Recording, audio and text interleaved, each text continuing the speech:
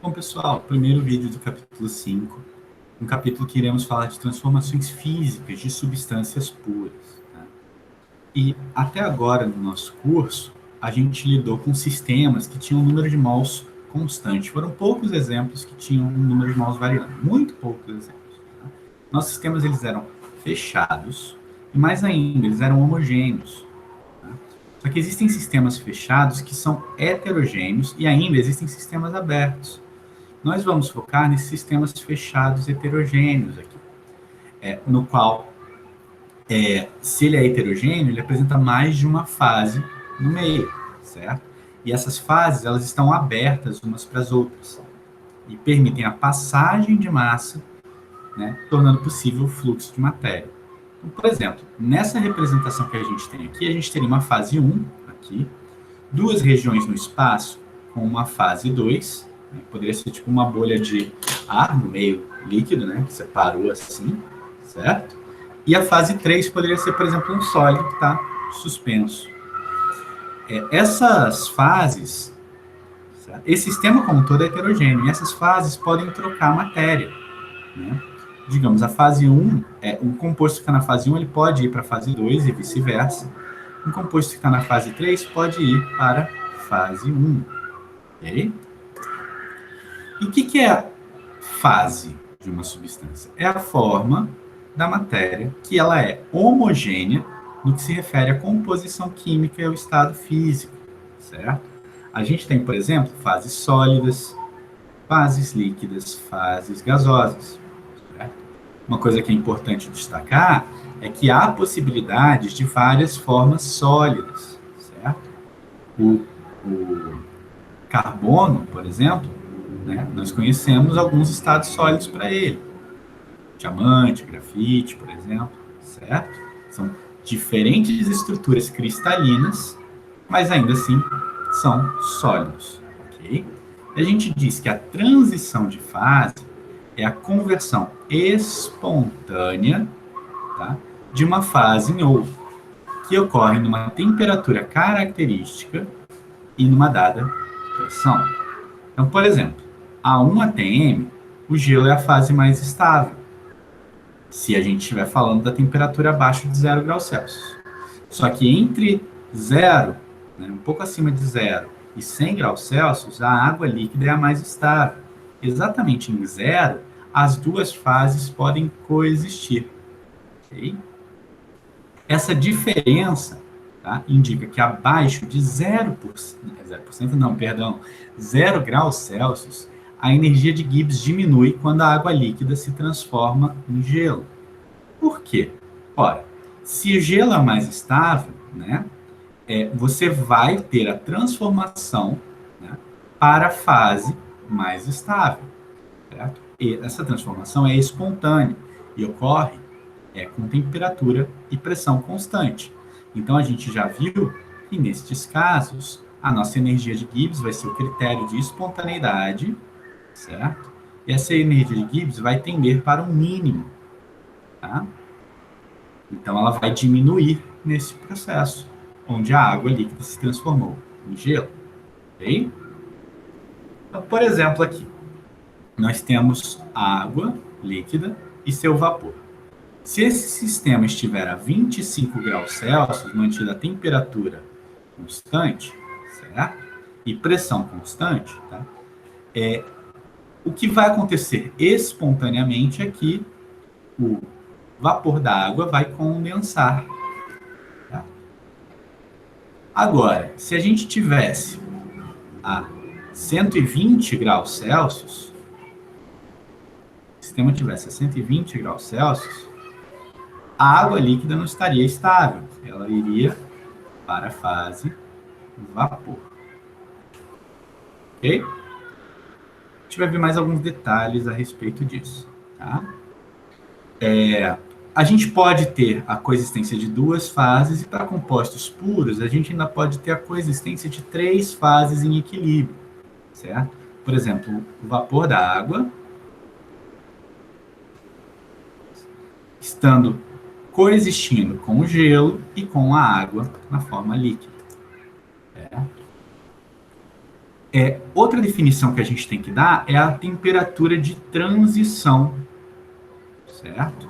Ela é a temperatura, numa dada pressão, em que duas fases estão em equilíbrio e a energia de Gibbs é mínima, certo? Então, o que acontece quando você está em equilíbrio neste caso é que a nossa DG vale zero, a nossa energia de Gibbs está no mínimo, a derivada é igual a zero, ok? A diferencial total é igual a zero. Aqui a gente precisa distinguir a descrição termodinâmica da transição e a velocidade que ela ocorre. Tá? A gente, na termodinâmica, não se preocupa com o tempo em que essa transição vai ocorrer. Tá? Algumas transições previstas, né, como espontâneas, podem ser muito lentas. Um exemplo claro desse é o carbono que eu já citei. Nas condições que a gente está, o carbono na forma de diamante não é estável. Já o carbono na forma de grafite, ele é. Então, o que acontece? A termodinâmica diz que o carbono, na forma de diamante, ele não permite, ele não é a forma estável, ele está, então, se transformando em grafite. Só que o problema é que a velocidade dessa transição é muito lenta, porque a mobilidade do átomo de carbono, tá, na rede cristalina do diamante é muito lenta.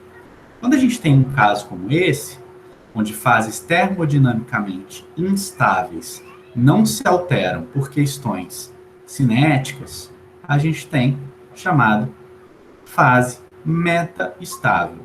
Tá? Ela está existindo, ela parece estável, mas ela não é estável termodinamicamente falando. Tá? Então, vamos imaginar o que leva ao equilíbrio de fases e a transferência de massa. Tá? A gente vai imaginar agora um sistema com água e duas fases, uma fase líquida e uma fase vapor, todos mantidos à temperatura ambiente, né, 25 graus Celsius, e na pressão de 1 atm. O que vai ocorrer com esse sistema?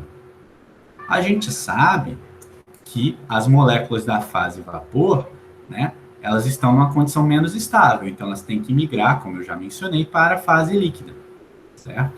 Esse sistema está mantido a temperatura e pressão constante. Com a migração da água da fase vapor para a fase líquida, o volume precisa variar, tá? Isso é um detalhe que a figura não deixa claro, mas o volume tem que variar. O que vai acontecer, então, é que, ao final da migração, a energia de Gibbs, no final, será menor do que a gente tinha no início, certo? Porque isso foi uma transição, né, um processo espontâneo. Só que se o sistema está mantido a temperatura e pressão constante, vamos lembrar a diferencial da energia de Gibbs, como é que a energia de Gibbs vai variar? Porque se a temperatura está fixa, isso vai para zero. Se o volume está, se a pressão está fixa, isso também vai para zero, certo? A gente precisa, nesse caso, olhar a energia de Gibbs como uma função não só da temperatura e pressão, mas também do número de mols, certo? A gente já comentou no capítulo passado a respeito dessa consideração. Então, vamos deduzir as nossas fórmulas. Eu tenho a energia de Gibbs no sistema mantido a temperatura, pressão e número de mols constante. Eu quero descrever em termos da diferencial total. A minha dG vai ser a derivada de G com a temperatura mantida a pressão e número de mols constante vezes dt, mais dG dP, variação, a derivada da energia de Gibbs com a pressão mantendo a temperatura e o número de mols constante, dP, mais a derivada de G em relação ao número de mols, mantendo a temperatura e a pressão constante, vezes dN. Essa primeira derivada, ela é menos a entropia. Essa segunda, ela é o volume. E essa terceira, a gente viu que é definida como potencial químico. Assim, o que a gente vai ter? A gente vai ter mais um terminho, mais uma parcela na nossa energia, na descrição da energia de Gibbs no sistema, que permite variação do número de mols, certo? Vai ter aqui, ó, então, Mi tem. Agora, a gente vai ter que pensar no nosso sistema e dividir ele em duas fases, certo? Uma fase líquida e uma fase vapor. E a energia de Gibbs total do sistema, ela é a soma, vou botar um Tzinho aqui de total, ela é a soma da energia de Gibbs da fase líquida mais a energia de Gibbs na fase vapor. Então, a gente vai ter cada uma dessas fórmulas aqui para cada uma dessas fases. Então, a gente tem dg da fase líquida sendo menos S da fase líquida, dt, mais o volume da fase líquida, dp, mais o potencial químico da água na fase líquida, vezes o número de mols da água na fase líquida. A gente vai ter também a dg para a fase vapor, né, que vai ser menos S dt, esse S da fase vapor, mais o volume da fase vapor, dp, mais o potencial químico da água na fase vapor, vezes a variação do número de mols na fase vapor. Vamos entender, né? Eu acho que nesse momento já está claro, né, que a entropia da fase líquida e da fase vapor vão ser diferentes. O volume da fase líquida e da fase vapor vão ser diferentes. Os potenciais químicos também serão diferentes. A gente sabe, né, que o da fase líquida é menor do que o da fase vapor nas condições que a gente colocou o problema. Exato. Tá? E o número de mols, a variação do número de mols pode existir porque eu permito a passagem de massa de uma fase para outra. Só que a temperatura de ambas e a pressão de ambas é constante. Então, eu não permito dt nem dp. Tudo isso é zero para as duas equações. Ok? Então, quando eu somo a minha dg total, ela vai ser, na verdade, o potencial químico da água na fase líquida, vezes a variação do número de mols na fase líquida, mais o potencial químico na fase vapor, vezes a variação do número de mols na fase vapor. Okay?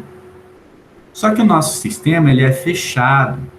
Isso indica que o número de mols total do sistema ele é a soma do número de mols da fase líquida mais o número de mols da fase vapor. E ele é constante. Eu posso diferenciar essa equação obtendo dNt sendo igual a dN da fase líquida mais dN da fase vapor. Como isso daqui é uma constante, ele é zero. Então, o que a gente tem? A gente tem que dN da fase líquida mais dN da fase vapor é igual a zero. Ou ainda, que dN da fase líquida ele é igual a menos dN da fase vapor. O que faz todo sentido. Por quê? Se eu estou variando, por exemplo, o número de mols da fase líquida, significa que a água está saindo da fase líquida. Certo? Então, se ela está saindo da fase líquida, nosso sistema é fechado como um todo, a fase líquida que é aberta para a fase vapor, essas moléculas que saem da fase líquida, elas têm que ir necessariamente para a fase vapor. Então, é mantida, certo? Que a variação de uma tem um sinal diferente da variação de outra. Por quê? Se DNL, né, a variação do número de mols da fase líquida, for positivo, significa que a fase líquida está recebendo moléculas. E, então, a da fase vapor vai ser negativa. Né? De modo que menos com menos aqui vai dar mais, e isso vai ser uma igualdade. Mas mais do que isso, eu posso pegar esta equação que eu estou marcando e substituir aqui. Desse modo, a nossa G total, ela vai ser o potencial químico da fase líquida, certo? Como estava dN da fase líquida, eu posso trocar por menos dN da fase vapor. Então, vai aparecer um sinal de menos aqui e apareceu o dN da fase vapor. E do outro lado, na segunda parcela, melhor dizendo, eu mantenho tudo igual. Agora eu tenho duas parcelas relacionadas aqui com o número de mols, a variação do número de mols na fase vapor. Eu posso tirar elas em evidência e chegar à conclusão que a minha DG total ela vai ser μ da fase vapor e da água na fase vapor menos μ da água na fase líquida. Tudo isso vezes a variação do número de mols. O número de mols da fase vapor. Essa equação, no fundo, está dizendo que a derivada de G total em relação ao número de mols da fase vapor, da maneira que a gente definiu com temperatura e pressão constantes, ela é igual a μ E menos μ L. Certo? E essa derivada, ela pode ser, né, dependendo da condição, maior do que zero, igual a zero e menor do que zero. Vamos analisar esses casos. Se a derivada de G em relação ao número de mols da fase vapor é menor do que zero, isso indica que o potencial químico da fase vapor menos da fase líquida, né, da água na fase vapor menos da água na fase líquida, é menor do que zero. Isso indica que o potencial químico do vapor é menor do que o potencial químico do líquido. Certo? Então, se a nossa derivada aqui, certo, é negativa, vou botar aqui paper constante, é negativa, indica que a fase vapor é a mais estável.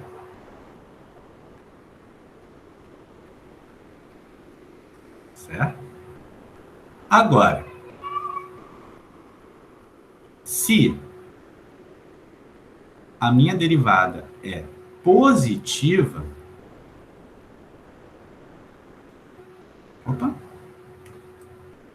isso significa que, na verdade, o potencial químico da água na fase vapor ele é maior do que o potencial químico da água na fase líquida. Isso indica que a fase líquida é a mais estável, pelo mesmo raciocínio.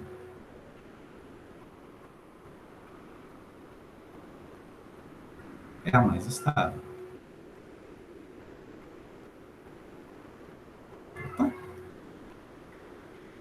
Por quê? Vamos tentar entender. Se a minha derivada de G com o número de mols é negativa, significa que se eu estou variando positivamente o número de mols da fase vapor, minha G está caindo. Tá? Por quê? Essa derivada, ela nada mais é do que o quanto a minha G varia, tá, em função de um aumento infinitesimal do número de mols da fase vapor. Então significa que se eu aumentar o número de mols da fase vapor, a minha G cai. E eu quero que a minha G caia no processo ATP constante. Certo?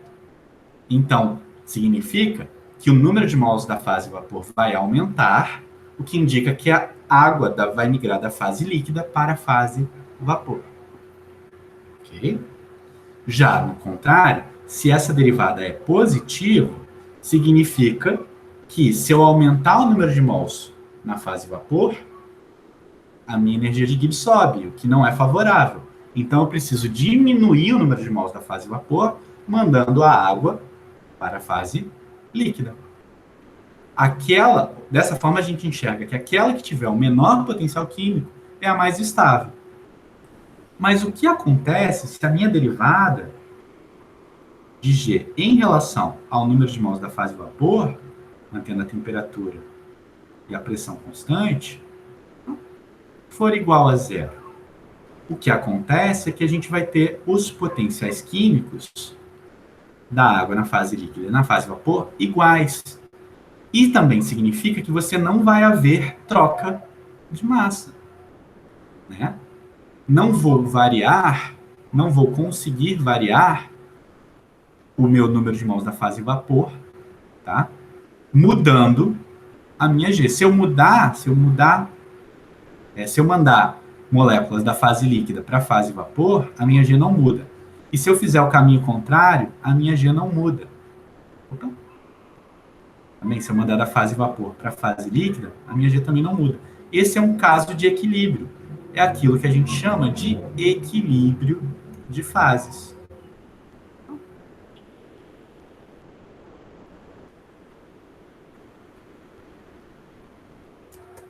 Portanto, ó, no equilíbrio de fases,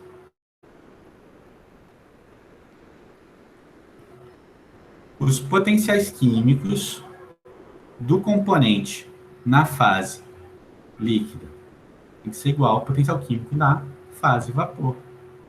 Tá? E essa é a equação que define o equilíbrio de fases. E vamos lembrar que ela foi deduzida para sistemas com temperatura e pressão constante. Certo? Isso significa dizer que quando a gente tem um vaso fechado em equilíbrio, em qualquer ponto do espaço, o potencial químico desse componente que está puro é o mesmo. Isso nos leva à criação das curvas de equilíbrio, que são curvas dentro do diagrama de fases, tá?